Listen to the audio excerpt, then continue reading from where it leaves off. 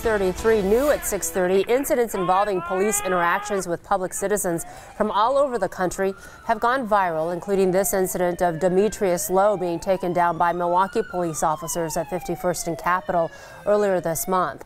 Officers have been scrutinized for interactions, and it's prompted many to question how are officers trained in use of force right now.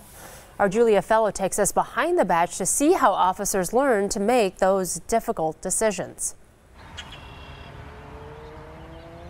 Vince and Susan, you may not realize when an officer is feeling threatened by you, they have the legal right to go one step above in use of force against you. Using fake weapons that look and feel like the real thing, officers Ben Buckenberger and Dustin Kaler of the Cedarburg Police Department have no idea what's about to happen in this simulated traffic stop. Hello, sir. Officer Buckenberger, Cedarburg Police Department. I'm sorry. I guess I didn't realize I didn't stop it. A perceived threat can show up in many ways. Just in the vehicle. Stay down, don't move for that gun. Move for that gun. Cedarburg, shots fired. Stay down. In this case, the suspect fired a weapon. Detective Sergeant Mike McNerney shows us how the system they train with can track where the officer shoots. You tell the officers to aim for the top of the eyes right here and down to upper chest. Why are you shooting in that area? Because that's where the spinal column is, and we try and stop the threat by hitting that. Sir, shut the door.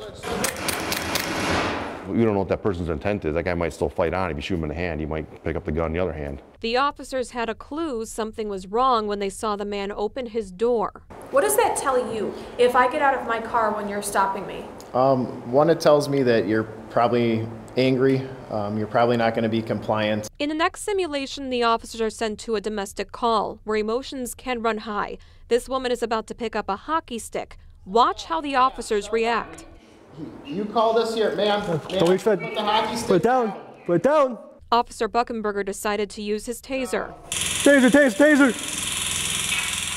The officer is yelling out taser for good reason. If you have a taser go off a lot of times, or it makes a loud noise, and you don't want it to trigger another officer's response to accidentally fire a live weapon. They explain they went one step higher in use of force to stop this woman or risk being assaulted. We've seen situations similar to this where people just pick up household objects because they're frustrated or angry. She could have just as easily came out of the house with a weapon, and we just never really know what we're walking into. Police officers are also taught once they use some type of weapon, they're taught to do life-saving measures such as CPR. That is, if there's no longer a threat. Reporting live in Cedarburg, Julia Fellow, today's TMJ4.